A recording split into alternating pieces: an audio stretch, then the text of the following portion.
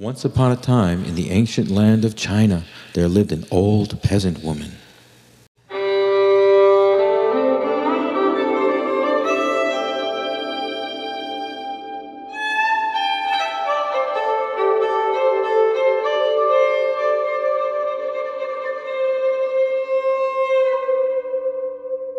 I met my wife Carol back about almost 40 years ago at this point, and we started playing music together and soon found another love, which was puppetry.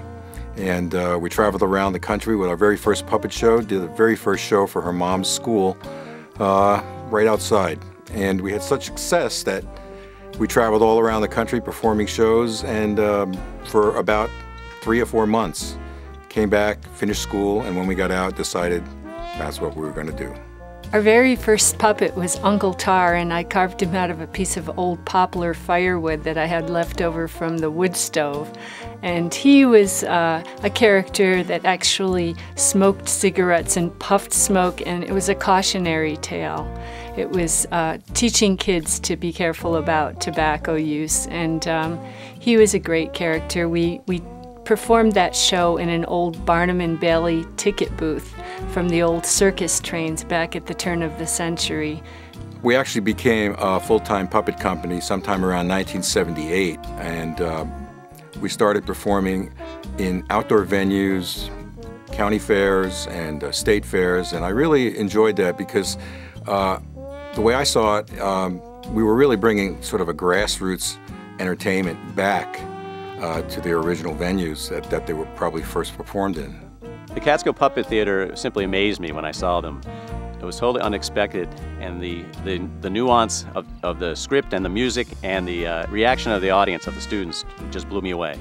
Young audiences of New Jersey ask us to help them with their Holocaust education curriculum in the elementary schools, and they commissioned us to create a show to address some of the hate crimes that were going on in the area. I'm going to put up my menorah too, where everybody can see it. I'm glad, Isaac. Mom, stop! What? What is it? Look at Teresa's house. Hi, Teresa. Look, Mom. It says, "For our friend Isaac, with love from Teresa and the rest of the Hanley family." She didn't tell me she was going to do this. She never said anything. You know, honey, hate can make a lot of noise.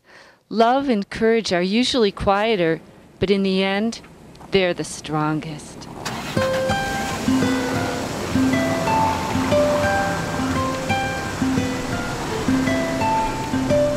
Then ring the bells more loud and deep. Peace. The wonderful thing about puppetry is that you can animate things that people never expect to come to life.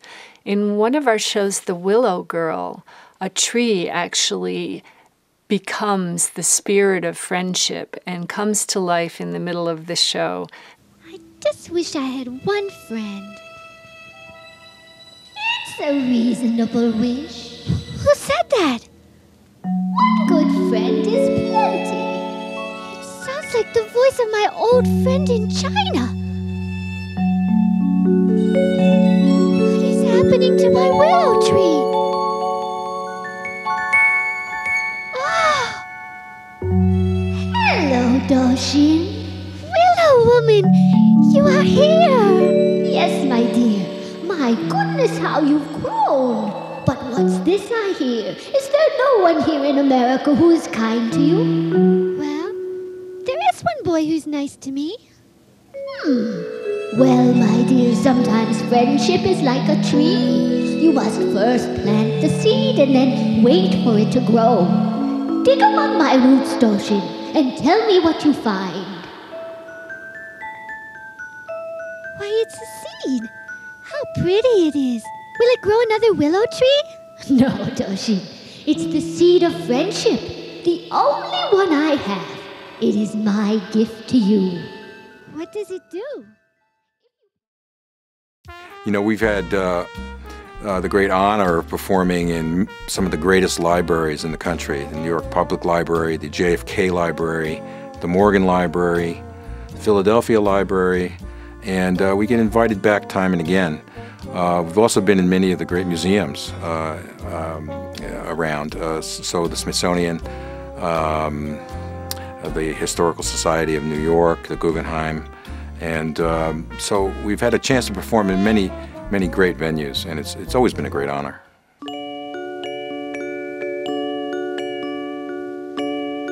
Look, Minya, how do I look?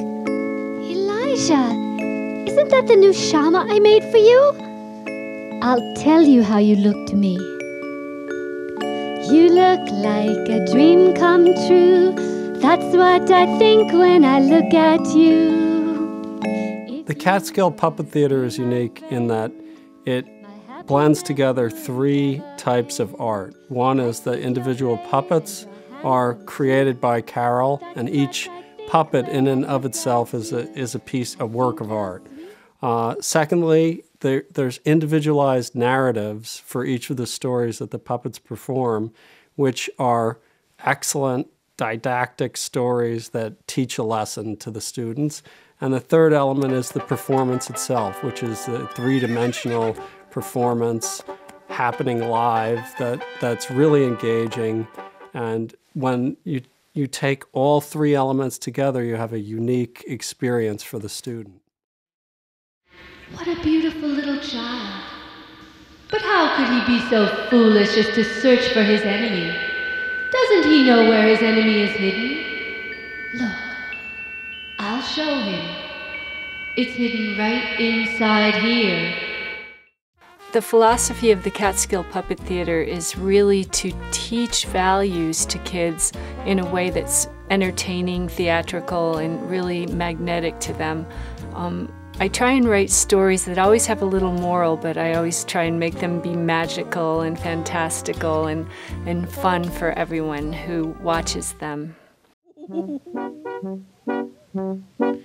Oh, it's hard when you're the prey, you run in circles every day, and it's scary. Whoa, scary! Then the lion comes along with a roar that's loud and strong. He's big and hairy. Big and hairy. His claws are sharp and wicked, and his teeth are long and white. When he breathes his breath upon us, how it gives us such a fright. When we see him in our nightmares in the middle of the night, we'll be crying, lion. We've traveled all over the country and even the world. We've been to Japan and out west and on Native American reservations in the 9th Ward of New Orleans. We've just been blessed to be part of communities that we couldn't have been part of in any other way. The world of puppetry is the world of imagination, and we've been really happy to share our imaginations and hopefully to have piqued other people's imaginations. You know, this fellow is quite a big help to me. Why, thank you, Mom. Why, every day at dawn, I call upon my brother's son. She calls me and I... You know, I think we've managed to survive for 35 years as a puppet theater because we pay attention to detail, and we really don't cut corners. When we have an idea, we work on it until it's done. And we try to produce original material, not stuff that's been done before. And we don't tend to jump on any bandwagon for commercial reasons. Our stuff happens to be multicultural because that's our bent. And it was multicultural 25 years ago.